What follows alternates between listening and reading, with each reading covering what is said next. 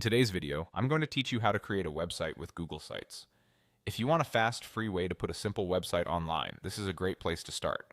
I'll walk you through getting into Google Sites and choosing how you want to begin, with practical tips so you feel confident from the first click. First, open your browser and head to sites.google.com. Make sure you're on a reliable internet connection and using a modern browser for the smoothest experience. When the page loads, you'll be prompted to sign in. Use the Google account you want to associate with your website. If you have more than one account, pick the one where you plan to keep your site long term. If you're using a work or a school account, be aware that your organization may have certain permissions in place, which can affect sharing and publishing later.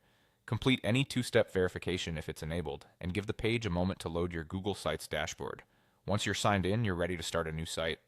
On the main dashboard, you'll see an option to create a blank site, typically as a colorful plus button.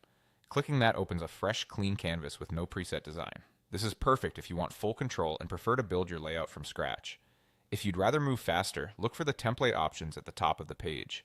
Open the template gallery to browse categories like personal, work, or project sites.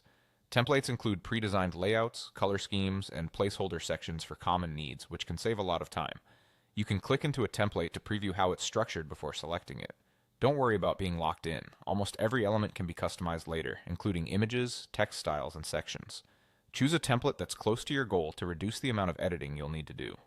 Whether you start blank or with a template, you'll land in the editor where your homepage is laid out for you to begin tailoring. Google Sites automatically saves your progress as you go, so you don't have to stress about losing work. If you're unsure which route to take, think about your timeline and comfort level. Blank sites give you total freedom. Templates give you a strong head start. That's it. Visit sites.google.com, sign in, then create a new site with a blank canvas or a template. In future sessions, you can adjust the design, add your content, and refine the look. For now, you've taken the essential first steps to creating a website with Google Sites.